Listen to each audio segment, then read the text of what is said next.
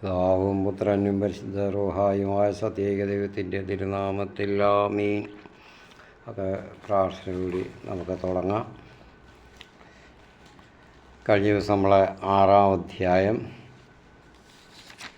എടുത്തു. അഞ്ചാം അധ്യായത്തിൻ്റെ അവസാനത്തെ കുറച്ച് ഭാഗവും 6-ാം അധ്യായവും പെട്ടെന്ന് പറഞ്ഞു തീർത്തു. 6-ാം അധ്യായത്തിൽ കുറച്ചുകൂടെ വിശദീകരിക്കണം ചില ഭാഗങ്ങളൊക്കെ ഉണ്ട്. അതുകൊണ്ട് ഇന്ന്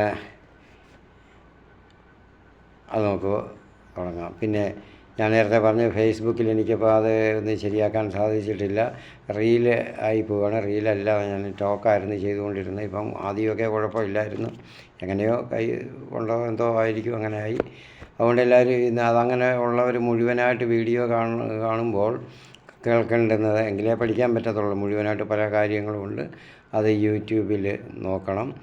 the real way official Bible study Thomas Meenathethil എന്ന് ടൈപ്പ് ചെയ്ത് സെർച്ച് ചെയ്യുമ്പോൾ കിട്ടും. അത് സബ്സ്ക്രൈബ് ചെയ്താൽ യൂട്യൂബിൽ എപ്പോഴും എല്ലാം കിട്ടും. അപ്പോൾ അത് അങ്ങനെ ഒന്ന് ചെയ്ത് ബാക്കിയും കൂടെ കണ്ടുപിടിക്കണം. ഞാൻ ഈ ആളിനെ അന്വേഷിച്ചുകൊണ്ടിരിക്കുക. പ്രിയപ്പെട്ടവരെ, അതുപോലെ തന്നെ കമൻ്റ് ഇടുമ്പോഴും എനിക്ക് സമയം അഭിപ്രായം പറയാനും മെസ്സേജുകളൊക്കെ ഒരുപാട് നെറ്റ് വഴി ഒരുപാട് അയക്കേണ്ട. ഫോൺ ചെയ്താൽ മതി. എനിക്കൊരു രാവിലെ 9 മണി മുതൽ ഒരു ഉച്ചയ്ക്ക് 12 മണി വരെയുള്ള സമയമേ എനിക്ക് കിട്ടുകയുള്ളൂ. അതിനൊക്കെ എല്ലാത്തിനും കൂടെ.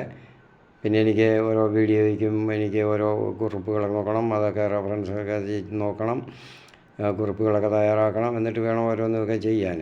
പിന്നെ എനിക്ക് ചെറിയ കടയുണ്ട്, കടയിലായിരിക്കും കൂടുതലും സമയം. അപ്പോൾ കടയിലിരുന്നു കൊണ്ട് വേണം ഇതെല്ലാം. ഇടയ്ക്ക് ആളില്ലാത്തപ്പോൾ ഇതെല്ലാം ചെയ്യുന്നത്. അപ്പോൾ കസ്റ്റമേഴ്സൊക്കെ ഉള്ളപ്പോൾ എനിക്ക് എല്ലാത്തിനും ഒന്ന് റിപ്ലൈ കൊടുക്കാനും ഒന്നും പറ്റത്തില്ല. അതുകൊണ്ട് ആരും വിഷമിക്കരുത്. എനിക്കെല്ലാവരോടും സന്തോഷമുണ്ട്. എല്ലാവരും മെസ്സേജ് ഇടണം. വീഡിയോ മുഴുവനായിട്ട് കേട്ട് പഠിച്ചിട്ട് വേണം. എനിക്ക് ഒരാൾ മെസ്സേജ് ഇട്ടിരുന്നത്, അവർ ഒരുപാട് ഫിൽറ്റർ ചെയ്തിട്ടാണ് അവരിങ്ങോട്ട് ഫേസ്ബുക്കിലൊക്കെ ഇടുന്നതെന്നാണ് അവർ കാണിക്കുന്നുണ്ട്. അപ്പോൾ വീഡിയോ കേൾക്കാതെ ഏതെങ്കിലും ഒരു വാക്ക് കേട്ടിട്ട്, അല്ലെങ്കിൽ മുൻപെങ്ങാനും എവിടെയെങ്കിലും ബൈബിളിൻ്റെ ഒരു വാക്ക് കേട്ടും കൊണ്ട്, എവിടെയെങ്കിലും ആരെങ്കിലും പറഞ്ഞ് കേട്ടും കൊണ്ട് ഇതിനകത്ത് ഇടരുത്. ഞാൻ വളരെ വിശദമായിട്ട് ഒരു LP സ്കൂളിൽ എങ്ങനെ പഠിപ്പിക്കുന്നു അതുപോലെയാണ് ഞാൻ പഠിപ്പിക്കുന്നത്. LP സ്കൂളിലെ കുട്ടികളെ എത്ര വിശദമായിട്ട് ലളിതമായിട്ട് പറഞ്ഞു കൊടുത്ത് പഠിപ്പിക്കുന്ന പോലെയാണ് നിങ്ങൾ ഈ ക്ലാസ് കൊണ്ടുപോകുന്നത്. അപ്പോൾ അതെല്ലാവർക്കും മനസ്സിലാകും. അത് ഒരു ദുഷ്ടബുദ്ധിയോടിരുന്ന് ചിന്തിക്കരുത്. മതത്തെപ്പറ്റി ഈശ്വരനെ പറ്റി ഒക്കെ ഇരുന്ന് ചിന്തിച്ചാൽ ഇതൊന്നും പിടികിട്ടത്തില്ല. ഒരാൾ അവൻ്റെ പേര് ശരിക്കും അത് ഒരാൾ മനസ്സിലാവുമായിരിക്കും. അപ്പം നിങ്ങളെല്ലാവരും ആരായാലും തന്നെ ഇത് കേൾക്കുന്നവർക്ക് മനസ്സിലാവുമല്ലോ. മുഴുവനായിട്ട് കേട്ടിട്ട് വേണം. ഒരാൾ എഴുതിയിരുന്നത്, ആദത്തിന് 2 മക്കളുണ്ടായിരുന്നു, ഒരുത്തൻ കൊന്നു, പിന്നെ എവിടുന്ന് മക്കൾ പിന്നെ എന്ത് ചെയ്യുന്നു? അത് മുഴുവനും ഒന്ന് വായിക്കണ്ടേ? അധ്യായം മുഴുവനും വായിക്ക്. അല്ലാതെ പിന്നെ എങ്ങനെയാണ് ഇത് കാണുന്നത്, അറിയുന്നത്? 4-ാം അധ്യായത്തിൻ്റെ അവസാനത്തെ പാരഗ്രാഫ് 25 മുതലുള്ള വാക്യവും, പിന്നെ 5-ാം അധ്യായത്തിൻ്റെ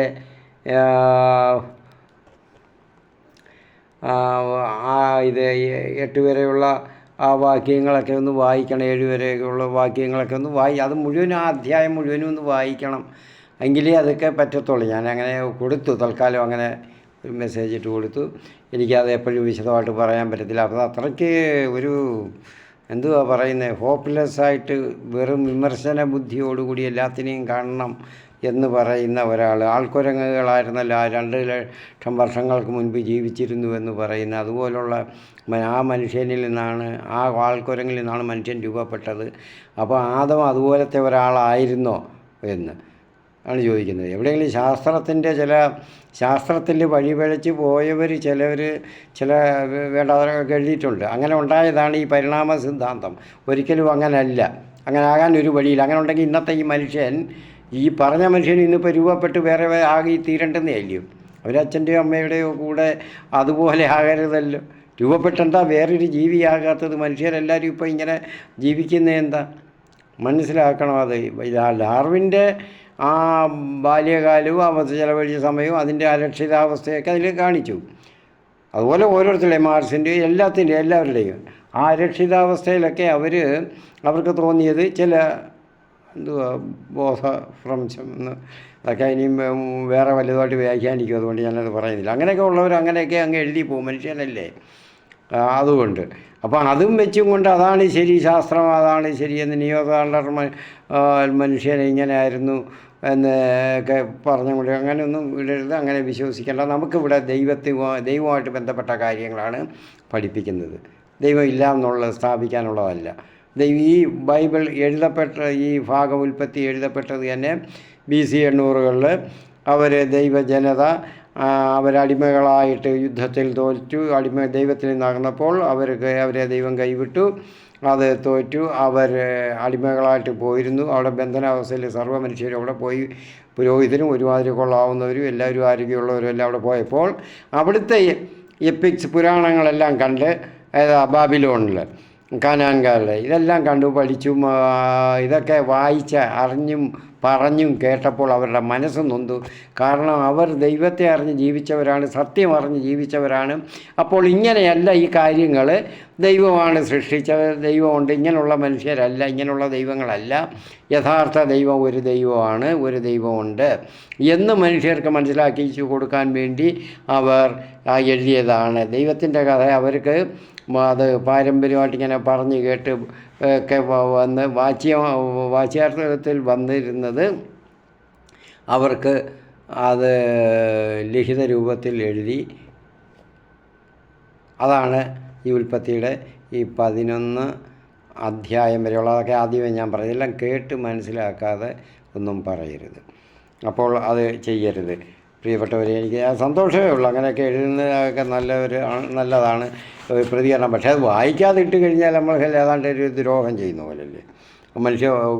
നമ്മുടെ മനുഷ്യ വർഗത്തോടെ തന്നെ പറഞ്ഞില്ലേ, ഒരു സംസ്കാരമുള്ളവർ അത് വായിച്ച് കേൾക്കും, അറിയും. ഞാനവരെ കുറ്റം പറയുമല്ല, ആ വ്യക്തിയെ കുറ്റം പറയുമല്ല, അങ്ങനെയൊന്നും വിചാരിക്കരുത്. കുറ്റമല്ല, നമ്മൾ ചെയ്യേണ്ടുന്ന കാര്യം ഇന്നതാണെന്ന് അറിയണം. അല്ലാതെ ചെയ്യുന്നത് എങ്ങനെ കമൻറ്റുകളൊക്കെ പറയുന്നത്? ഞാനിത് പറയണമെങ്കിൽ ഞാനിത് പഠിക്കുകയും വായിക്കുകയും ചിന്തിക്കുകയും ബുദ്ധിയിൽ അത് വിശകലനം ചെയ്യുകയും ചെയ്തെങ്കിലേ എനിക്ക് പറയാനും പഠിപ്പിക്കാനും ഒക്കെ എനിക്ക് പറ്റത്തുള്ളൂ. അത് ഏത് കാര്യമായാലും.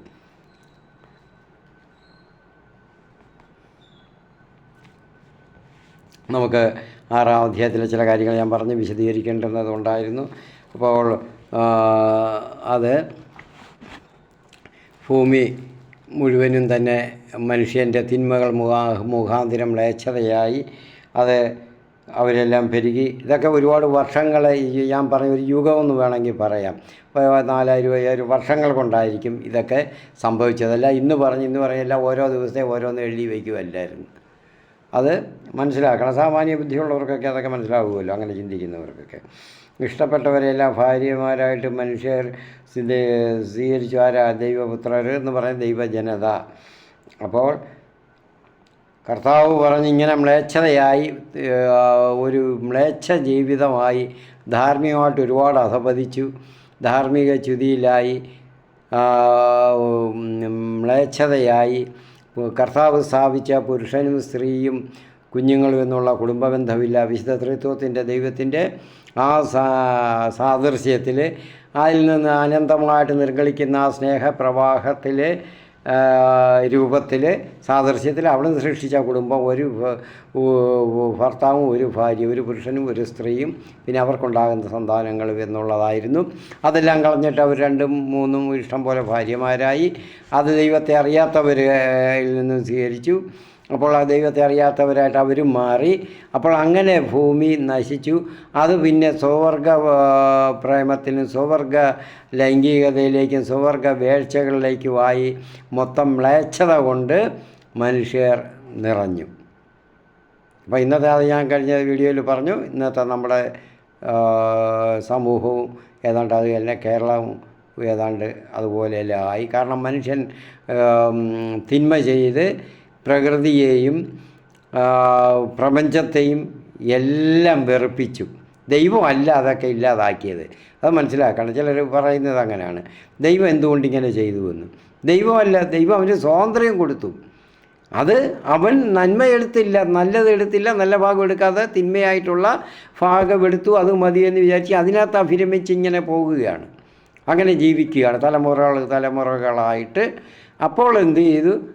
ഭൂമി മുഴുവൻ നശിക്കേണ്ടതായിട്ട് വരുന്നു. മനുഷ്യൻ ചെയ്ത കുറ്റത്തിന് ഭൂമിയെയാണ് ദൈവം ആദ്യമേ തന്നെ കുറ്റപ്പെടുത്തി ശപിച്ചു. കാരണം മനുഷ്യൻ അവൻ ഭൂമി നന്മ മാത്രമായിട്ട് കൊടുക്കാൻ പാടില്ല, അവൻ കഠിനമായിട്ട് പരിശ്രമിക്കണം. ഇതിപ്പോൾ മ്ലേച്ഛത കൊണ്ട് നിറഞ്ഞ് ദൈവത്തിന് പൊറുക്കാൻ വയ്യാത്തവണ്ണമായി. അപ്പോൾ ഇവിടെ പറയുന്നുണ്ട് 6:3 പറയുന്നു, എൻ്റെ ചൈതന്യം മനുഷ്യനിൽ എന്നേക്കും നിലനിൽക്കില്ല. അവൻ്റെ ആയുസ് 120 വർഷം ആയിരിക്കും, ആയി ചുരുങ്ങി. അപ്പോൾ ആദാമൊക്കെ 930 വർഷം ജീവിച്ചിരുന്നു. അങ്ങനെ ഓരോരുത്തരും അതിൽ 10 വർഷം കൂടെ കൂടുതൽ ജീവിച്ചവരുണ്ട്. അപ്പോൾ ഇങ്ങനെയൊക്കെ ഉള്ളത് മനുഷ്യന് ഇനി മുതൽ 120 വർഷമേ ആയുസ് കൂടിപ്പോയാൽ കാണുകയുള്ളൂ. അന്നത്തെ കാലം അങ്ങനെയാണ്. കാരണം എന്താ? ദൈവത്തിൻ്റെ ചൈതന്യം അവനിൽ ഇനിമേൽ കാണുകയില്ല, അവൻ ജഡമാണ്. കർത്താവ് പറയുന്നുണ്ട് 3 എൻ്റെ ചൈതന്യം മനുഷ്യനിൽ എന്നേക്കും നിലനിൽക്കുകയില്ല, അവൻ ജഡമാണ്. ജഡമാണെന്ന് പറഞ്ഞാൽ എന്തുവാ? ശരീരം, ഒന്നിനും കൊള്ളാത്ത ഒരു ശരീരമായിട്ട് അവൻ അധപതിച്ചു പോയി, വെറും ശരീരമായിട്ട്. അവൻ ആത്മാവ്, ദൈവത്തിൻ്റെ ചൈതന്യം ഉണ്ടെങ്കിലാണ് അവൻ ആത്മാവ് ഉണ്ടാകുന്നത്, അത് ഇല്ലാതായിപ്പോയി, അവൻ്റെ ആത്മാവ് ദുഷിച്ചു പോയി. അപ്പോൾ ദൈവത്തിൻ്റെ ആത്മാവ് അവിടെ കാണത്തില്ല, ദൈവത്തിൻ്റെ മഹത്വം അല്ലെങ്കിൽ ചൈതന്യം അവനിൽ ഉണ്ടായിരിക്കുകയില്ല. ദൈവത്തിൻ്റെ ചൈതന്യം ഉള്ളപ്പോഴാണ് അവൻ മഹത്വപൂർണ്ണ നല്ലൊരു മനുഷ്യനായിട്ട് നല്ല മാർഗത്തിൽ കൂടെ ചരിക്കുന്നവനാകുന്നത്. അപ്പോൾ അങ്ങനെ ദുഷിച്ച ഭൂമികളെ കർത്താവ് പറയുന്നു, ഭൂമി ദുഷിച്ചു പോയെന്ന് ദൈവം കണ്ട് ലോകത്തിൽ മനുഷ്യരെല്ലാം ദുർമാർഗികൾ ആയി. ആ ദൈവം പരിതപിക്കുകയാണ്. അങ്ങനെ പരിതപിക്കുന്നത് എന്തുകൊണ്ടാണ്? എന്തുകൊണ്ടാണ്? ദൈവത്തിന് സ്നേഹമുള്ളവർക്കല്ലേ തെറ്റ് ചെയ്ത കുറ്റം ചെയ്ത ഇവരെ പറ്റി പരിതപിക്കാനും ദുഃഖിക്കാനും പറ്റുകയുള്ളൂ. ദൈവം അവരെ സ്നേഹിക്കാനാണ് നോക്കിയത്. ഞാൻ പറഞ്ഞ വിശുദ്ധ തൃത്വത്തിൻ്റെ ആ മാതൃകയിലുള്ള സ്നേഹം. CC 221 പറയുന്ന വിശുദ്ധ പിതാവ് പുത്രൻ പരിശുദ്ധാത്മാവ് ഇവരിൽ നിന്ന് നിർഗളിക്കുന്ന ആ സ്നേഹം, അവരെ പരസ്പരം ബന്ധിപ്പിക്കുന്ന യോജിപ്പിക്കുന്ന ഏകദൈവമെന്നുള്ള ആ സ്നേഹം അത് അനന്തമായിട്ട് നിർഗളിക്കുകയാണ് അവരിൽ നിന്ന്. ആ സ്നേഹം അവരിൽ നിന്നാണ് എല്ലാ സൃഷ്ടിവസ്തുക്കളും സകല പ്രപഞ്ചത്തിലും വമിക്കുന്നത്, ഇങ്ങോട്ട് ഒഴുകി പരക്കുന്നത്. അങ്ങനെയാണ് ദൈവഭൂമി ഇതിനെല്ലാം സർവ്വപ്രപഞ്ചത്തെയും സകലതിനെയും സൃഷ്ടിച്ചത്. ആ സ്നേഹം കൊണ്ടാണ്, ആ സ്നേഹജ്വാലയിൽ നിന്നാണ്. അപ്പോൾ അതുപോലെ അങ്ങനെ ആയിരിക്കണം മനുഷ്യർ എന്ന് പറയുന്നു. CCC എന്ന് പറഞ്ഞപ്പോൾ CCC 221 catechism of the Catholic church എന്ന് പറയുന്ന പുസ്തകത്തിൽ അതിനുള്ളൊരു മാർഗ്ഗനിർദ്ദേശ പുസ്തകമാണ് മനുഷ്യൻ്റെ വ്യാഖ്യാനം. എല്ലാം ഓരോന്നിനും കൊടുത്തിട്ടുണ്ട്. അപ്പോൾ അതിലുള്ളതാണ്. അപ്പോൾ അതിൽ 221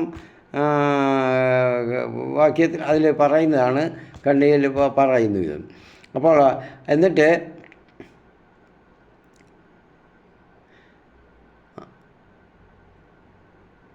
6:22 കർത്താവ് പറയുന്നുണ്ട്, കർത്താവ് പരിതപിക്കുകയാണ്.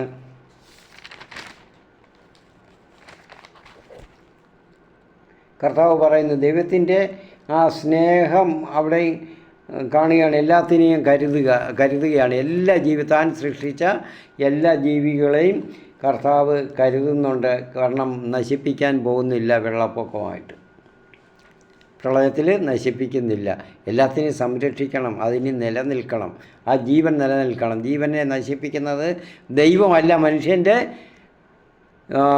ദുരാശയാണ്, അവൻ്റെ ധൂർത്താണ്, അവൻ്റെ സ്വാർത്ഥതയാണ്. ഇന്നൊക്കെ ഇപ്പം സംഭവിക്കുന്നതൊക്കെ അതാണ്. അതിനെല്ലാം ദൈവത്തെ ഒന്നും കുറ്റം പറഞ്ഞിട്ട് കാര്യമില്ല. അതിലൊക്കെ വിശദമായിട്ട് പറഞ്ഞു. ഇനി ഇതിലും കൂടുതൽ വിശദമായിട്ട് പറയണമെങ്കിൽ ഡയറക്റ്റ് സ്പീച്ച് ടോക്കാണെങ്കിൽ കുറച്ച് കൂടുതലൊക്കെ പറയാം. അപ്പോൾ എല്ലാ ഇനം പക്ഷികളും മൃഗങ്ങളും ഇഴജന്തുക്കളും സംരക്ഷിക്കപ്പെടേണ്ടതിന് കേട്ടോ ദൈവത്തിൻ്റെ കരുതലാണ്. ഈ 2 എണ്ണം നിൻ്റെ കൂടെ വരട്ടെ, നിനക്കും അവയ്ക്കും ആഹാരത്തിന് വേണ്ടി എല്ലാത്തരം ഭക്ഷണവും ശേഖരിച്ച് വയ്ക്കണം. എല്ലാത്തരം അന്ന് സസ്യാഹാരമേ ഉള്ളൂ. സസ്യങ്ങളെയാണ് ദൈവം ഭക്ഷിക്കാൻ കൊടുത്തിരുന്നത്. ഞാൻ നേരത്തെയും പറഞ്ഞിട്ടുണ്ട്. ദൈവം കൽപ്പിച്ചതുപോലെ തന്നെ നോഹ പ്രവർത്തിച്ചു. അപ്പോൾ അങ്ങനെ ദൈവം എല്ലാത്തിനെയും കരുതുന്നുണ്ട്. ഇനിയും അതിൻ്റെ വംശം ഇനിയും ഉണ്ടാകണം, പുതുതായിട്ട് സൃഷ്ടിക്കുക. അതിൽ നിന്ന് തന്നെയാണ് ഉണ്ടാകുന്നത്. ആ മനുഷ്യനിൽ നിന്നാണ് മനുഷ്യൻ, മറ്റ് ജീവികളും അതുപോലെ തന്നെ. അപ്പോൾ 7:4 ദൈവം പറയുന്നുണ്ട്, 7 ദിവസം കൂടി കഴിഞ്ഞാൽ ഞാൻ 40 രാവും 40 പകല് ഭൂമുഖത്തെല്ലാം മഴ പെയ്യിക്കും. ഞാൻ സൃഷ്ടിച്ച സകല ജീവജാലങ്ങളെയും ഭൂതലത്തിൽ നിന്ന് തുടച്ചു മാറ്റും. കർത്താവ് കൽപ്പിച്ചതെല്ലാം നോഹ ചെയ്തു. നോഹയോട് പറയുകയാണ്, അത് ചെയ്യാതിരിക്കാൻ പറ്റുകയില്ല എന്നുള്ള അവസ്ഥ നമ്മളേതാണ്ടൊക്കെ ഇപ്പോൾ അനുഭവിക്കുന്നത് പോലെ ഏതാണ്ടൊക്കെ നീ അതുപോലെ ആയി വരുമായിരിക്കും. അപ്പം കർത്താവ് ജലപ്രളയം കൊണ്ട് ഒന്നിച്ചങ്ങ് നശിപ്പിക്കത്തില്ല, ഒന്നിച്ച് ജലപ്രളയം കൊണ്ട് നശിപ്പിക്കുകയില്ലെന്ന് കർത്താവ് വാഗ്ദാനം ചെയ്യുന്നുണ്ട്. അവിടെ 8 കർത്താവ് പറയുന്നു, മനുഷ്യൻ കാരണം ഭൂമിയെ ഇനി ഒരിക്കലും ഞാൻ ശപിക്കുകയില്ല. എന്തെന്നാൽ തുടക്കം മുതലേ അവൻ്റെ അന്തരംഗം തിന്മയിലേക്ക് ചാഞ്ഞിരിക്കുകയാണ്. അവൻ്റെ മനസ്സ് തിന്മയിലേക്കാണ് ചാഞ്ഞിരിക്കുന്നത്. ആദ്യം മുതലേ അങ്ങനെ, ആദത്തിൻ്റെ കാലം മുതൽ. അതൊക്കെ ഇനി റിപ്പീറ്റ് ചെയ്യണ്ടല്ലോ, ഒരുപാട് ആവർത്തിച്ച് പറയുമ്പോൾ ചിലർക്ക് മനസ്സിലാക്കിക്കാൻ വേണ്ടിയാണ് ഇതെല്ലാം പറയുന്നത്. അപ്പോൾ ഓരോരുത്തരുടെ കമൻറ്റുകൾ ഇതെല്ലാം കാണുമ്പോൾ ചോദ്യങ്ങളും അപ്പോൾ എനിക്ക് മനസ്സിലാകുന്നുണ്ട്. അപ്പോൾ വായിച്ച് ഒന്ന് അല്പം ഒന്ന് ചിന്തിച്ചാൽ ഒരു 5 മിനിറ്റ് ഇരുന്ന് ചിന്തിച്ച് കഴിഞ്ഞാൽ ഇതെല്ലാം പിടികിട്ടും. അത്ര ലളിതമായിട്ടല്ലേ ഞാൻ പറയുന്നത്. അപ്പോൾ അതുകൊണ്ട് ഞാൻ വീണ്ടും അറിയാവുന്നവർക്ക്, അങ്ങനെ ചിന്തിച്ചിട്ടുള്ളവർക്ക്, ചിന്തിക്കുന്നവർക്ക് ഇത് ആവർത്തന വിരസത അനുഭവപ്പെടും. എപ്പോഴും ഞാനൊരു കാര്യം തന്നെ അങ്ങനെ പറയുമ്പോൾ ആർക്കായാലും അങ്ങനല്ല. ഒരു അധ്യാപനം ക്ലാസ്സിൽ അധ്യാപകർ ഓരോ കാര്യങ്ങൾ പഴയ ഇത് ഇങ്ങനെ ഓരോന്നായിട്ട് എടുത്ത് പഴയതും എല്ലാം എടുത്ത് പറഞ്ഞുകൊണ്ടിരിക്കുക, ചിലപ്പോൾ ആവർത്തന വിരസത ഉണ്ടാകും. ആ വിരസത ഉണ്ടാകാതിരിക്കാൻ വേണ്ടി ആണ് ഇപ്പോൾ എല്ലാം ഒന്നും പറയുന്നില്ല. എങ്കിലും ഞാനങ്ങ് പറയുകയാണ്, മനുഷ്യനൊരു സംശയം ഉണ്ടാകാൻ പാടില്ല, അതുകൊണ്ട് അങ്ങ് പറയുകയാണ്. മനുഷ്യൻ കാരണം ഭൂമിയെ ഇനിയും ഞാൻ നശിപ്പിക്കുകയില്ല, ഞാൻ ശപിക്കുകയില്ല. ഇപ്പോൾ ചെയ്തതുപോലെ ജീവജാലങ്ങളെ എല്ലാം കൂടി ഇനി ഞാൻ ഒരിക്കലും നശിപ്പിക്കുകയില്ല. ഭൂമി ഉള്ളിടത്തോളം കാലം വിതയും കൊയ്ത്തും ചൂടും തണുപ്പും വേനലും വർഷവും രാവും പകലും നിലയ്ക്കുകയില്ല. അത് നമ്മൾ പഠിക്കുന്നുണ്ട്, പ്രളയത്തിൻ്റെ അന്ത്യം. അപ്പോൾ എന്തുകൊണ്ടാണ് അപ്പോൾ പ്രളയം ഉണ്ടായത്? അതിലെ മാലിന്യങ്ങളെല്ലാം തുടച്ച് വൃത്തിയാക്കാൻ വേണ്ടിയാണ്. അത് വിചാരിക്കുന്ന ഇപ്പോൾ ഒന്നും ഉണ്ടായിപ്പോയിക്കൂടെ, അങ്ങനല്ല. ദൈവം പറഞ്ഞിട്ടുണ്ടാണ്, ഇപ്പം വായിച്ചല്ലോ, ഇനി ഒരിക്കലും ഞാൻ പ്രളയം കൊണ്ട് മൊത്തത്തിൽ നശിപ്പിക്കുകയില്ല. അത് മനസ്സിലാക്കണം. എന്നാൽ ചോദിക്കുക, എന്നാൽ ഈ പ്രളയം ഉണ്ടായിടത്തൊക്കെ അങ്ങനെയാണെന്നോ, അങ്ങനെയുള്ളവരായിട്ടാണെന്നോ? അല്ല, നമ്മൾ കണ്ട് പഠിക്കണം, നമുക്ക് ആ സ്നേഹം ഉണ്ടാകണം. അതുകൊണ്ടല്ലേ രക്ഷാപ്രവർത്തകരൊക്കെ ഓരോരുത്തർ ഇങ്ങനെ ഇവിടെ എല്ലാം കിടക്കുന്നവർ ഓടിച്ചെന്ന് അവരുടെ ജീവൻ കളഞ്ഞ് അവർ രക്ഷിക്കുന്നു ഓരോരുത്തരെ. അപ്പോൾ അത് ആ സ്നേഹം ഉണ്ടായിട്ടില്ല. അപ്പോൾ മനുഷ്യർ ആ സ്നേഹബന്ധത്തിൽ വരണം. എന്നിട്ടും പഠിക്കത്തില്ല. അവിടം കഴിഞ്ഞിട്ട് പിന്നെയും മനുഷ്യൻ ദൈവത്തെ കളഞ്ഞിട്ട് വേറെ പോവുകയാണ്. അപ്പോഴത്തെ കാര്യം അപ്പോഴും കണ്ട് പറഞ്ഞു പോയി എന്നുള്ളതാണ്. അപ്പോൾ ഈ ജലപ്രളയത്തെ പറ്റി പറയുമ്പോൾ ഒരു കാര്യം വേണം. എങ്ങനെയാണ് ഈ ജലപ്രളയത്തിൻ്റെ? അപ്പം ഈ ഗ്രന്ഥകാരൻ നോക്കിയപ്പോൾ എല്ലാ പുരാണങ്ങളിലും പ്രളയത്തിൻ്റെ കാര്യം പറയുന്നുണ്ട്, മിക്കവാറും എല്ലാ പുരാണങ്ങളിലും ഉണ്ട്. അപ്പോൾ ഇവിടെ നോക്കിയപ്പോൾ ബാബിലോണിലാണ് അവർ അടിമകളായിട്ട്, അത് യുദ്ധത്തടവുകാരായിട്ട് അവരെല്ലാം പിടിച്ചുകൊണ്ട് പോയിരിക്കുന്നത്. അങ്ങനെ ബാബിലോൺകാരുടെ പുരാണ ഗ്രന്ഥത്തിൽ നേരത്തെ അതിനെപ്പറ്റിയൊക്കെ പറഞ്ഞിട്ടുണ്ടെന്ന് തോന്നുന്നു, വിശദീകരിച്ചിട്ടുണ്ട്, ഇങ്ങനെയൊക്കെ ഉണ്ടെന്ന്. അപ്പോൾ ഗിൽഗാമേഷ് എപ്പിക്സ്, കാനാൻകാരുടെ എനിമ എലീഷ് എന്നിങ്ങനെയുള്ള ആ പിന്നെ മറ്റുള്ളവരുടെ ഇതിൽ അസീറിയ ഇതിലെല്ലാം എപ്പിക്സ് ഉണ്ട്, ഇതിലെ പുരാണ ഗ്രന്ഥങ്ങളൊക്കെ ഉണ്ട്. അപ്പോൾ അതിലെല്ലാം ഈ പ്രളയത്തെപ്പറ്റി ഇതിലെല്ലാം പറയുന്നുണ്ട്. അപ്പോൾ ഇതിൽ ബാബിലോൺകാരുടെ ഇതിൽ പറയുന്നത് പ്രളയം, അതോടൊന്ന് വിശദീകരിച്ചേക്കാം. പ്രളയം ഉണ്ടായത് എങ്ങനെയെന്ന് വെച്ചാൽ, അവയെല്ലാം പുരാണങ്ങളൊക്കെ ദേവന്മാരൊക്കെ അല്ലയോ, ആകാശത്തെ അങ്ങോട്ട് മുകളിലോട്ട് മലയ്ക്ക് മുകളിൽ, വലിയ ഉയർന്ന മലയ്ക്ക് മുകളിൽ ആകാശമൊക്കെ ദേവന്മാരുടെ ദൈവത്തിൻ്റെ ഈശ്വരന്മാരുടെ സങ്കേതമാണ്.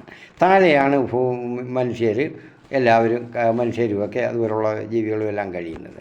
അപ്പോൾ അങ്ങനെ അവിടെ എന്ത് ചെയ്തു, അവർ അവിടെ പുരാണങ്ങളൊക്കെ ദേവന്മാരും ദേവിയും അവരെല്ലാം വിവാഹം ചെയ്യുന്നു, അവർക്ക് പിള്ളേരുണ്ടാകുന്നു, ഇഷ്ടമുള്ളവരുമായിട്ട് വേഴ്ചയിലായി അവർക്ക് മക്കളൊക്കെ ഉണ്ടാകുന്നു. ഇങ്ങനെ ഉണ്ടായി അവരുടെ പുരാണത്തിൽ പറയും ഇങ്ങനെ അങ്ങ് കൂടി ആക്കെ അങ്ങ് ലക്ഷങ്ങളോ കോടികളോ ആയി. ഇവരുടെ എല്ലാവരുടെയും കൂടെ ശല്യം കൊണ്ട് ഈ മൂത്ത ആദ്യത്തെ ദേവന്മാർക്ക് ദൈവമാർക്കും അല്ലെങ്കിൽ ഈശ്വരനും ഒന്നും കിടന്ന് ഉറങ്ങാൻ പോലും പറ്റാത്ത അവസ്ഥയായിരിക്കും ഇവരുടെ ശല്യം.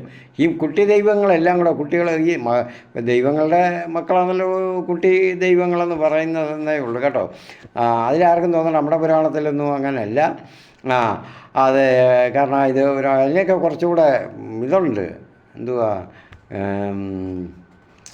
കുറച്ചുകൂടെ ലോജിക്കായിട്ട് ചില കാര്യങ്ങളൊക്കെ ഒരുപാടുണ്ട്. അത് പഠിക്കുമ്പോൾ നമുക്കറിയാം. അപ്പോൾ അതല്ല അവിടുത്തെ ഇങ്ങനെ ഓരോ കാര്യങ്ങൾ യവന പുരാണങ്ങളിലും ഇത് തന്നെ ഇങ്ങനെയാണ് ഞാനിപ്പോൾ ഈ പറയുന്ന പോലെയൊക്കെയാണ്. അപ്പോൾ ഇങ്ങനെ ശല്യം ഉണ്ടായപ്പോൾ അവർക്ക് സ്വസ്ഥത നഷ്ടപ്പെട്ടു. ചെവിയും തലയും നമ്മുടെ സാധാരണ ഭാഷയിൽ ചെവിയും തലയും കേട്ട് സ്വസ്ഥമായിട്ടൊന്നും ജീവിക്കാൻ അവർക്ക് കഴിഞ്ഞുകൂടാൻ പറ്റുകയില്ല. അവർക്ക് എപ്പോഴും മൂത്ത ദൈവങ്ങൾക്ക് എപ്പോഴും ഉറങ്ങണം, അതുപോലും പറ്റുന്നില്ല. അപ്പോൾ അങ്ങനെ വന്നപ്പോൾ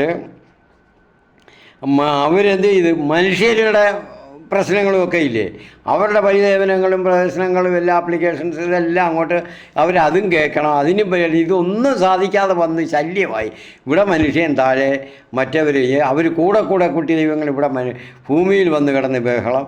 ഇതെല്ലാം കൂടെ ആയപ്പോൾ അവർക്ക് സഹികെട്ട് അവിടെ പ്രളയമുണ്ടാക്കി എല്ലാം കഴുകി കളഞ്ഞു, എല്ലാവരെയും നശിപ്പിച്ചു. കുട്ടി ദൈവങ്ങളെയും അതായത് അവരുടെ മക്കളെയും എല്ലാവരെയും മനുഷ്യരെയും എല്ലാം നശിപ്പിച്ചു എന്ന് ഒരു കഥ അവർ അതിൽ വിവരിക്കുന്നുണ്ട്.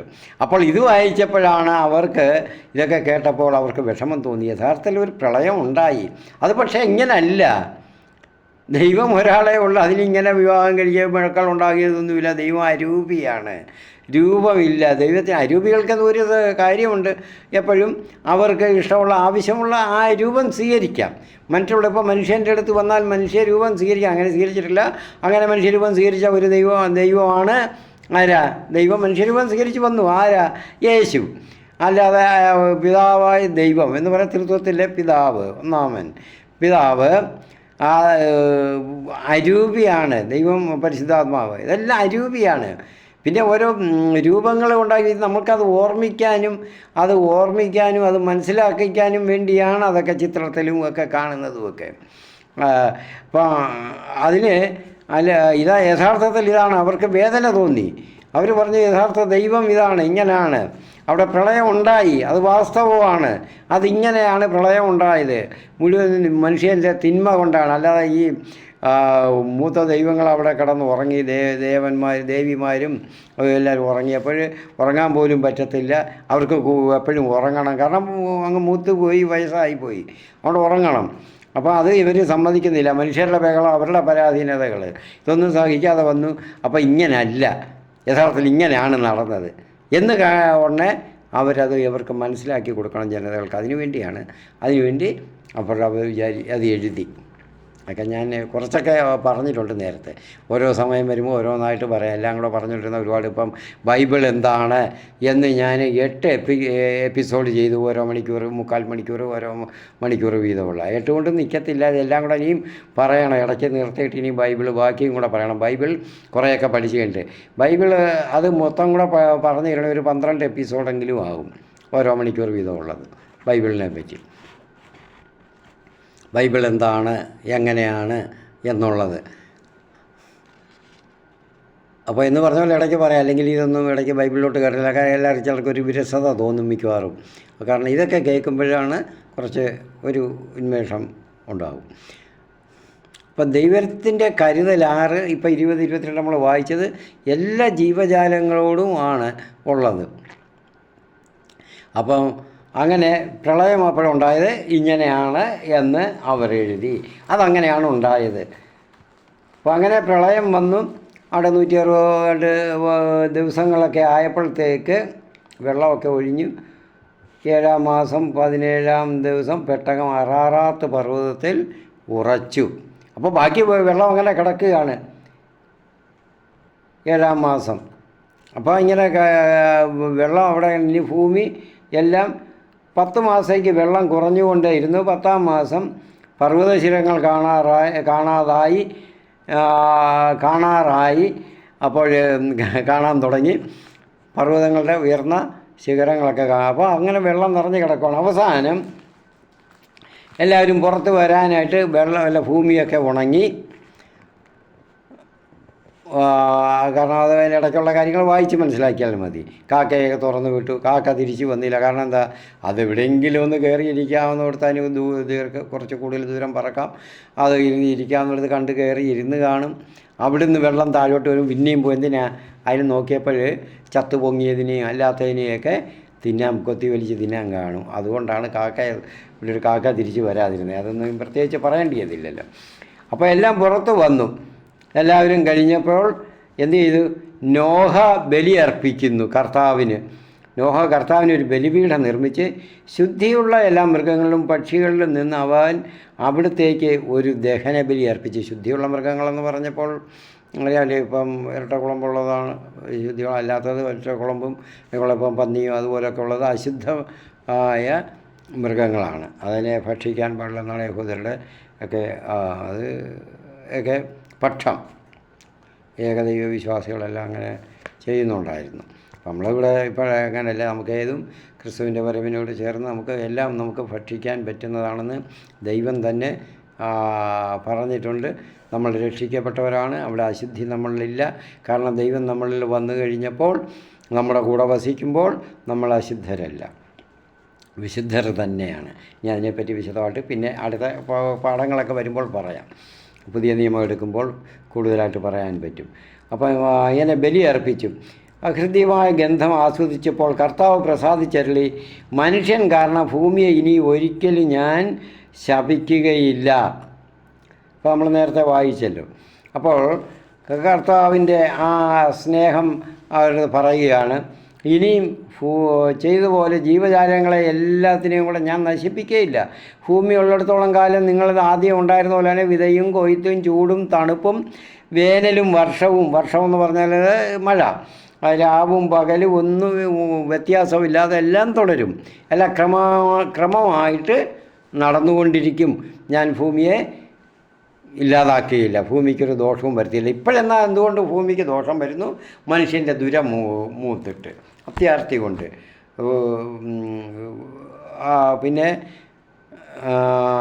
എല്ലാം സ്വാർത്ഥത നിറഞ്ഞതുകൊണ്ട് ഇപ്പം വരുന്നത്. അതിൽ ദൈവത്തിന് എന്ത് ചെയ്യാൻ പറ്റും? ദൈവത്തിനെ ഒന്നും, കാരണം ദൈവം എല്ലായിടത്തും എല്ലാം ഒരുപാട് സഹിച്ചു, ഒരുപാട് ചെയ്തു. അപ്പോൾ അങ്ങനെ 8-ാം അധ്യായത്തിൽ ഈ കാര്യങ്ങൾ, അപ്പം നമുക്ക് ബലി അവിടെ അർപ്പിക്കുന്നത് എങ്ങനെയാണ്? ദൈവത്തിന് ബലി അർപ്പിക്കുന്നത് നമ്മളെല്ലാവരും അങ്ങനെ ചെയ്യുന്ന പോലെ. നമുക്കെന്താ, എന്തെങ്കിലും നല്ല കാര്യങ്ങൾ നമ്മൾ ഉദ്ദേശിക്കുന്ന കാര്യങ്ങളൊക്കെ സാധിച്ചു വന്നാൽ ദൈവത്തിന് കൃതജ്ഞത പറയണം. ബലി ഇന്ന് നമ്മൾ മറന്നു പോകുന്ന ഒരു കാര്യമാണ്. പലരോടും നമ്മൾ കൃതജ്ഞത പറയുന്നില്ല. നമുക്ക് പറയാം, ഈശ്വരൻ നിങ്ങളെ അനുഗ്രഹിക്കട്ടെ, അല്ലെങ്കിൽ ദൈവം നിങ്ങളെ അനുഗ്രഹിക്കട്ടെ. അത് തന്നെ ഒരു ബലി അർപ്പിക്കുകയാണ് നമ്മൾ. താങ്ക്സ് എന്ന് പറഞ്ഞ നന്ദി എന്ന് പറഞ്ഞാലും ഈശ്വരൻ അങ്ങനെ വേണ്ട. നമ്മൾ ഈശ്വര വിശ്വാസികളത് ഈശ്വരൻ അനുഗ്രഹിക്കട്ടെ, ദൈവം നിങ്ങളെ അനുഗ്രഹിക്കട്ടെ എന്ന് പറഞ്ഞാൽ മതി. അപ്പോൾ അതിനകത്ത് മറ്റുള്ളതെല്ലാം വന്നത് പാശ്ചാത്യത്തിലുള്ള ഒരു ആധുനിക രീതിയാണ്. താങ്ക്സ്, നന്ദി പറഞ്ഞ് അങ്ങ് തീർക്കുക. അങ്ങനെ നന്ദി ദൈവത്തിനാണ് കൊടുക്കേണ്ടത്. ദൈവത്തിന് കൊടുക്കുന്നു. നമ്മൾ കാര്യം സാധിച്ചത്. അപ്പോൾ ഇന്ന് ഇതൊക്കെ നഷ്ടമായിരിക്കുകയാണ്. കാര്യം കണ്ടു കഴിയുമ്പോൾ പിന്നെ വേണ്ട, അതുവരെ ദൈവത്തിന് വേണം, വിളിച്ച് അപേക്ഷിക്കണം. അപ്പോൾ നോഹ ബലിയർപ്പിച്ചതാണ്. അവരെ നീതിമാനായിരുന്ന അവർ കുടുംബം മുഴുവനും മറ്റെല്ലാ ജീവജാലങ്ങളും ഇനി പുതിയ ഒരു ജനതകളെ അതിൽ നിന്ന് നോഹയിൽ നിന്ന് രൂപപ്പെടുത്തിയെടുക്കണം. എല്ലാം ജീവികളും ജാലങ്ങളെല്ലാം പഴയതുപോലെ ജീവജാലങ്ങളെല്ലാം ഉണ്ട്. ഇങ്ങനെയൊക്കെ വന്നപ്പോൾ ദൈവത്തിന് ഇതെല്ലാം ഓർമ്മിച്ച് അവൻ ബലി അർപ്പിച്ചു, നല്ല ഒരു ബലി അർപ്പിച്ചു. പ്രിയപ്പെട്ടവരെ, ഈ അരമണിക്കൂറാകുമ്പോൾ ഫേസ്ബുക്കിൽ ഇത് തീരുകയാണ്, 30 മിനിറ്റ് കൊണ്ട്. അപ്പോൾ ബാക്കിയുള്ളത് നിങ്ങൾ യൂട്യൂബിൽ ഞാൻ നേരത്തെ പറഞ്ഞ ചാനലിലൊന്ന് നോക്കണേ. ഇത് വിശദമായിട്ടല്ല, അരമണിക്കൂറിൽ കൊണ്ട് എനിക്ക് പെട്ടെന്നൊന്നും പറഞ്ഞ് തീർക്കാൻ പറ്റുകയില്ല. ഇത് ഒരുപാട് വിശദീകരിക്കണം, അല്ലെങ്കിൽ ഒരുപാട് ദിവസങ്ങളും പോകും. അതുകൊണ്ട് അത് ഈ ഒരു 8-ാം അധ്യായം മുഴുവനും അങ്ങ് എടുത്ത് തീർക്കട്ടെ. അപ്പോൾ ബലി അർപ്പിക്കുന്നത് ദൈവത്തിന് നമ്മൾക്ക് കൃതജ്ഞതയാണ് നമ്മുടെ ആദരം കൊണ്ട് നമ്മൾ ഇത് പൗലോസ്ലീഹയുടെ ലേഖനത്തിലൊക്കെ പറയുന്നുണ്ട്, കൃതജ്ഞതാ ബലി നമ്മൾ സദാ അർപ്പിച്ചുകൊണ്ട് ഇരിക്കണം ദൈവത്തിന്. എല്ലാ നന്മകൾ ദൈവം നമുക്ക് ചെയ്തു തന്ന എല്ലാ നന്മകൾക്കും നമ്മൾക്ക് സ്വന്തമായിട്ടുള്ള നമ്മുടെ നന്മ കൊണ്ടാണോ, നമ്മുടെ സാമർഥ്യം കൊണ്ടല്ല നമുക്ക് നന്മ ഉണ്ടായത്. നമുക്ക് എന്തെങ്കിലും കാര്യം നടന്നു നമ്മൾ അധ്വാനിച്ചിട്ടാണ് കാര്യം ശരിയാ, പക്ഷേ അതിന് പാത്രമാക്കിയതാരാ? ദൈവമാണ്. എന്നാൽ നമ്മുടെ ചുറ്റുപാട് നോക്കണം, എത്രയോ പേരതില്ല, അതൊന്നും ആർജിച്ചിട്ടില്ല, നേടിയിട്ടില്ല, അവർക്കില്ല. അപ്പം നമ്മളെ അതിന് പാത്രമാക്കിയതിന് നമ്മൾ കൃതജ്ഞത അർപ്പിക്കണം ഈശ്വരനെ. എന്നാൽ അവർക്കെന്തുകൊണ്ട് ഇല്ല എന്ന് അവർക്ക് കൊടുത്തുകൂടെ എന്നുള്ളതല്ല, അതിൻ്റെ വശങ്ങൾ വേറെയുണ്ട്, അത് പറയാം. ഇപ്പോൾ അത് ഇപ്പം 8ാം അധ്യായം ഇന്ന് തീരത്തില്ല. അപ്പോൾ അപ്പോൾ നമുക്ക് എല്ലാത്തിനെയും വേണ്ടി ബലി അർപ്പിക്കണം. ഹൃദയം നിറഞ്ഞ കൃതജ്ഞതാ ബലിയാണ് ദൈവത്തിന് വേണ്ടിയത്. ഹൃദയം നിറഞ്ഞ് വേണം ആ ബലി അർപ്പിക്കാൻ.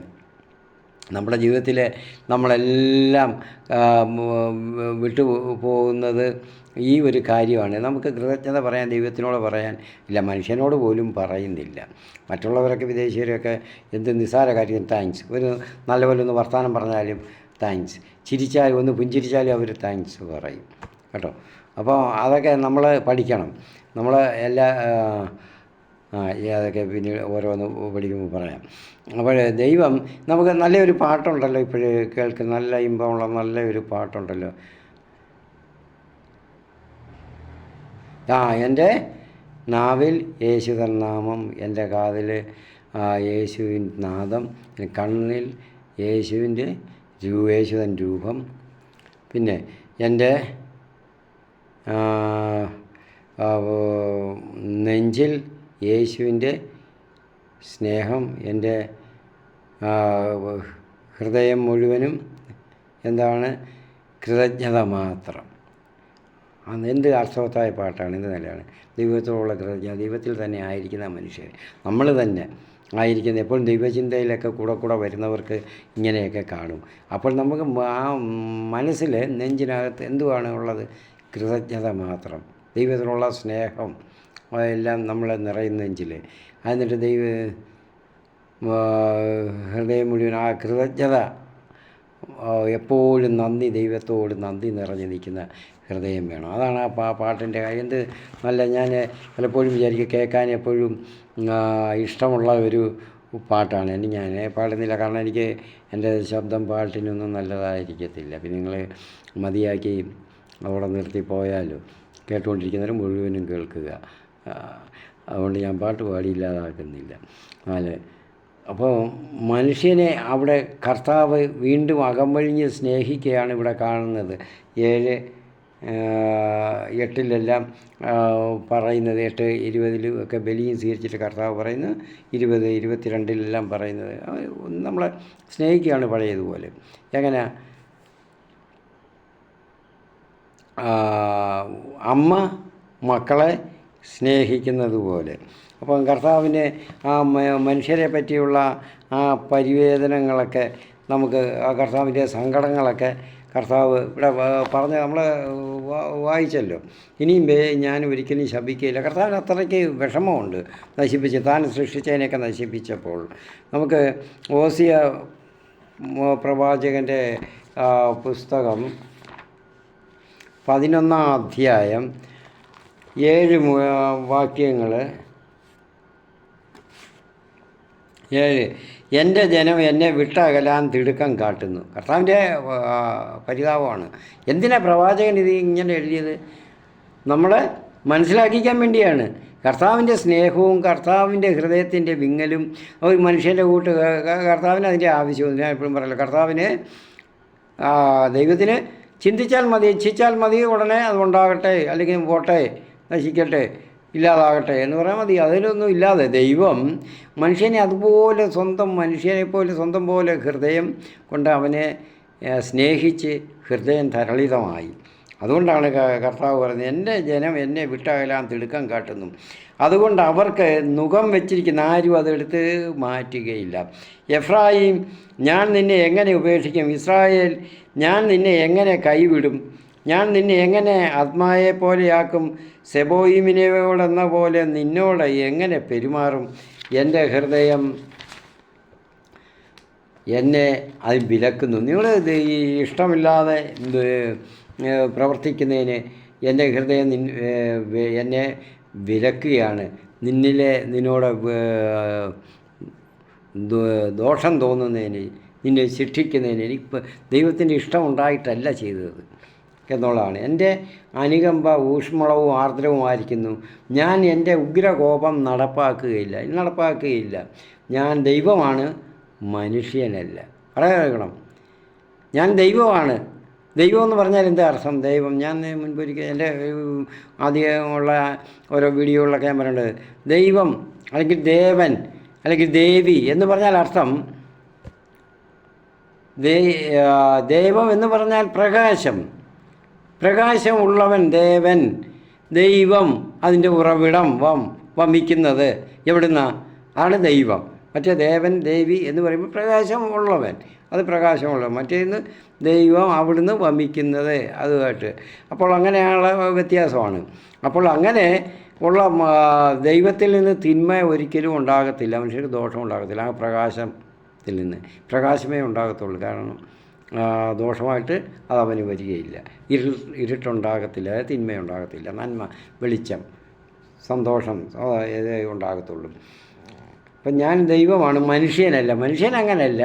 നമ്മുടെ കായൻ തന്നെ ആദ്യത്തെ കൊല, കായൻ സ്നേഹത്തിൽ വിളിച്ചുകൊണ്ട് പോയി, അനിയനെ വിളിച്ചുകൊണ്ട് പോയി അവിടെ കൊന്നു. പിന്നെ ഇങ്ങനെ ഇങ്ങോട്ട് ലാമക്കിനെ കണ്ടു, അവൻ 2 പേരെ കൊന്നു. അങ്ങനെ ഇങ്ങോട്ട് വന്ന് പ്രളയം ഉണ്ടായതെന്താ, അതങ്ങ് നിത്യ സംഭവമായി എല്ലായിടത്തും നിറഞ്ഞു വന്നു. ഇഷ്ടമില്ലാത്തവരെ കൊന്നുകളയുക, എൻ്റെ അധാർമിക പ്രവർത്തനങ്ങൾക്ക് തടസ്സമായിട്ട് നിൽക്കുന്നവരെ കൊന്നുകളയുക. ഇന്ന് നമ്മൾ ഏതാണ്ടൊക്കെ ചിലർ അനുഭവിക്കുന്നുണ്ട്. നമ്മളതിനൊക്കെ ഉള്ള വഴി വെച്ച് കൊടുത്തത്. അതുകൊണ്ട് അപ്പോൾ അങ്ങനെ ഞാൻ മനുഷ്യനല്ല, നിങ്ങളുടെ ഇടയിൽ വസിക്കുന്ന പരിശുദ്ധൻ തന്നെയാണ്. ഞാൻ നിങ്ങളെ നശിപ്പിക്കാൻ വരികയില്ല, കർത്താവ് പറയുന്നത്. കണ്ട, പ്രവാചകൻ ഇങ്ങനെ പറഞ്ഞത് കർത്താവ് പറഞ്ഞതായിട്ട് പറയുന്നത് നമുക്ക് ഇതൊക്കെ മനസ്സിലാക്കാൻ വേണ്ടിയാണ്. ഇന്നത്തെ തലമുറ ഇത് മനസ്സിലാക്കണം. ദൈവം പ്രിയപ്പെട്ടവരെ, ഇപ്പോൾ ഇങ്ങനെ ഈ ഭാഗങ്ങളൊക്കെ എല്ലാവരും കേൾക്കേണ്ടുന്നതും അറിഞ്ഞിരിക്കേണ്ടുന്നതും ഗ്രഹിക്കേണ്ടുന്നതുമാണ്, ചിന്തിക്കേണ്ടുന്നതുമാണ്. അപ്പോൾ അതുകൊണ്ടാണ് ഞാൻ യൂട്യൂബിൽ ഇത് നോക്കണം, ഫേസ്ബുക്കിൽ ഇത് വരാത്തത്. കാരണം അത് ശരിയാകുന്നില്ല, റീലായിട്ട് അങ്ങ് പോവുകയാണ്. അപ്പോൾ അതുകൊണ്ട് ഞാൻ നിർത്താനാണ് ഉദ്ദേശിക്കുന്നത്. ദൈവം ഇനിയും ശപിക്കുകയില്ല, ഒന്നിനും ദോഷമായിട്ട് വരുന്ന വിധത്തിൽ ശിക്ഷിക്കത്തില്ല. ശിക്ഷിക്കാനൊക്കെയുള്ള അധികാരം ദൈവത്തിനുണ്ട്, അത് ചെയ്യുകയില്ല. പക്ഷേ വീണ്ടും ദൈവത്തെ നമ്മൾ പ്രകോപിപ്പിച്ചുകൊണ്ടിരിക്കുകയാണ്, പിന്നെയും പിന്നെ ഇനി അടുത്തതും വരുന്നുണ്ട്. നമുക്ക് പറയാം, അവിടെ നിന്നില്ല, ആ ഓരോ ഭാഗങ്ങൾ നശിച്ചു പോകുന്നുണ്ട്. അപ്പം ദൈവം ഇനി അടുത്ത ഒരു യുഗത്തിന് വേണ്ടി അതെല്ലാം വാഗ്ദാനം ചെയ്യുകയാണ്, അതിനെ പുനർസ്ഥാപിക്കുകയാണ് ഈ 8-ാം അധ്യായത്തിലൂടെ ചെയ്യുന്നത്. അപ്പം നമുക്ക് 9-ാം അധ്യായം അടുത്ത ദിവസം എടുക്കാം, അടുത്ത എപ്പിസോഡിലേക്ക് മാറ്റാം. 9-ലും പകുതി എടുക്കണമെന്നാണ് വിചാരിച്ചിരുന്നത്. 9 തന്നെ മുഴുവനുമായിട്ട് ഇനി പറഞ്ഞു തീർക്കണം. അതുകൊണ്ട് പ്രിയപ്പെട്ടവരെ, ഇത് കേട്ട് ബൈബിളും കൂടെ ഒന്ന് വായിച്ചുള്ളവർ, അല്ലെങ്കിൽ എവിടെ നിന്നെങ്കിലും തേടി പിടിച്ച് വായിച്ച്, ഈ വീഡിയോ കേട്ടാലും മതി, ഞാനെല്ലാം വായിച്ച് പറയുന്നുണ്ട്. അപ്പോൾ ബൈബിൾ ഉള്ളവർ, പക്ഷേ കിട്ടാൻ വഴിയുള്ളവർ അതെടുത്ത് വായിക്കണം. വായിച്ചിട്ട് ഒരു 5 മിനിറ്റ് വായിച്ച് കഴിഞ്ഞിട്ട് അതിനെപ്പറ്റി ഒന്ന് ചിന്തിക്കണം. ഞാൻ ധ്യാനിക്കണം, കണ്ണുപടച്ച് ഇങ്ങനെ ഇരിക്കണമെന്നല്ല പറഞ്ഞത്, അത് ചിന്തിക്കണം. നമ്മുടെ ചിന്താമണ്ഡലത്തിൽ കൊണ്ടുവന്ന് നമ്മളൊന്ന് ചിന്തിക്കണം, ഇതെന്താണ്, ഇതെങ്ങനെയാണ് എന്നൊന്ന് ചിന്തിക്കണം. എന്നിട്ട് വേണം മറ്റുള്ളവരുടെ അഭിപ്രായം പറയാനും അത് ചോദിക്കാനുമൊക്കെ. മറ്റുള്ളവരോടും കൂടെ എന്നിട്ട് നല്ല അഭിപ്രായങ്ങൾ അവരോട് പറയുകയും ചെയ്യണം. നിങ്ങളും ഇതുപോലെ വായിച്ച് കേൾക്ക്, പഠിക്കുക എന്നൊക്കെ. അതുകൊണ്ട് പ്രിയപ്പെട്ടവരെ, നമുക്ക് ഒരു നല്ല ഒരു സമൂഹം നമുക്ക് കെട്ടിപ്പടുക്കണം. ദൈവചിന്തയുള്ള, ഈശ്വരചിന്തയുള്ള ഒരു സമൂഹം കെട്ടിപ്പടുക്കണം. അതിലേക്കായിരിക്കട്ടെ ഇത് കേൾക്കുന്നവരുടെ എല്ലാവരുടെയും പരിശ്രമം അതിനുവേണ്ടി വരട്ടെ. അപ്പോൾ എനിക്ക് ഇതൊക്കെ ഇടുന്നവർ, എന്തുവാ ഫേസ്ബുക്കിലൊക്കെ ഇടുന്നവരൊക്കെ എൻ്റെ സമയമൊക്കെ ഒരുപാട് ഇന്നതുകൊണ്ട് ഞാൻ പറഞ്ഞു രാവിലെ 9 മുതൽ ഉച്ചയ്ക്ക് 12 മണി വരെ എനിക്ക് സമയമുള്ള, അല്ലാത്തപ്പോൾ സമയമില്ല, കടയുണ്ട്, കാര്യങ്ങളൊക്കെ അങ്ങനെയൊക്കെ ഇരിക്കുന്നു, അതൊക്കെ നടത്തുന്നു. അവരുടെ ആരും വിരോധിക്കരുത്, മറുപടി കിട്ടിയില്ലെന്നും പറഞ്ഞ് നമുക്ക് പ്രാർത്ഥനയോടുകൂടി നിർത്താം. കാരുണ്യവാനും സർവശക്തങ്ങളുടെ കർത്താവേ, ഞങ്ങളെല്ലാവരെയും, ഞങ്ങളുടെ എല്ലാവരെയും, ഞങ്ങളുടെ ചുറ്റുപാടുമുള്ളവരെയും, ഈ വചനങ്ങൾ കേൾക്കുന്നവരെയും പഠിക്കുന്നവരെയും അവരുടെ ഭവനങ്ങളെയും എല്ലാം ഞങ്ങൾ സമർപ്പിക്കുന്നു. അവരുടെ എല്ലാവരുടെയും പ്രശ്നങ്ങളും പ്രതിസന്ധികളും എല്ലാം അവിടത്തേക്ക് സമർപ്പിക്കുന്നു. രോഗങ്ങൾ, വേദനകൾ എല്ലാം തന്നെ കർത്താവേ, ആകുലതകളും എല്ലാം, ഡിപ്രഷനുകളും എല്ലാം സമർപ്പിച്ച് പ്രാർത്ഥിക്കുന്നു. കർത്താവേ, കാരുണ്യവാനായവനെ, അവിടുത്തെ മഹത്വം അവരുടെ ഭവനങ്ങളിലും അവരുടെ മേലും അവരുടെ എല്ലാ പ്രശ്നങ്ങളിലും അവരുടെ രോഗബാധിത ഭാഗങ്ങളിലും എല്ലാം ഇറങ്ങി വന്ന് ആവസിച്ച് പരിപൂർണമായിട്ട് സൗഖ്യവും സന്തോഷവും അവിടുന്ന് ആനന്ദവും പ്രദാനം ചെയ്യണമേ എന്ന് പ്രാർത്ഥിക്കുന്നു. ഡിപ്രഷൻ മൂലമുള്ള ഹൃദയങ്ങൾ, കർത്താവേ, മനസ്സുകളെ എല്ലാം വൃത്തിയാക്കി അവിടുത്തെ ആ വെളിച്ചം കൊണ്ട് നിറയ്ക്കണമേ, അവിടുത്തെ പ്രകാശം കൊണ്ട് നിറയ്ക്കണമേ എന്ന് ഞങ്ങൾ പ്രാർത്ഥിക്കുന്നു. ആദിയിൽ എങ്ങനെ അവിടുന്ന് സൃഷ്ടിച്ചുവോ, ആ സൃഷ്ടി നടത്തിയോ ആദാമിനെ ഹവ്വായും ആ പാപത്തിന് മുൻപുള്ള അവസ്ഥയിലേക്ക് അവർ ഈ പറഞ്ഞവർ എല്ലാവരെയും അവിടുന്ന് കൊണ്ടുവരണമേ എന്ന് ഞങ്ങൾ പ്രാർത്ഥിക്കുന്നു. ഞങ്ങൾ കർത്താവേ, ഇങ്ങനെ അവിടുന്ന് എല്ലാം നന്മയ്ക്കായിട്ട്, എല്ലാം സന്തോഷമായിട്ട് എല്ലാം ചെയ്തു തരുന്നുള്ള പ്രത്യാശ ഞങ്ങൾക്ക് തരുന്നു എന്നുള്ള പ്രത്യാശ ഞങ്ങൾക്ക് തന്നതിനാൽ അവിടത്തേക്ക് സ്തുതിയും നന്ദിയും മഹത്വവും അവിടുത്തെ പുത്രന് ഞങ്ങളുടെ രക്ഷകനുമായ യേശുക്രിസ്തുവിൻ്റെ നാമത്തിൽ അവിടത്തേക്ക് ഞങ്ങൾ സമർപ്പിക്കുന്നു. ആമീൻ. ഹല്ലേലൂയ, ഹല്ലേലൂയ, ഹല്ലേലൂയ, ഹല്ലേലൂയ. നന്ദി, നന്ദി, നന്ദി, നന്ദി. സ്തോത്രം, സ്തോത്രം, സ്തോത്രം, സ്തോത്രം, സ്തോത്രം. കർത്താവിന് സ്തുതി, സ്തുതി, സ്തുതി. സ്തുതിക്കുന്നു, സ്തോത്രം ചെയ്യുന്നു. കർത്താവേ, അവിടുത്തെ നാമത്തിന് മഹത്വം ഉണ്ടാകട്ടെ. ആമീൻ.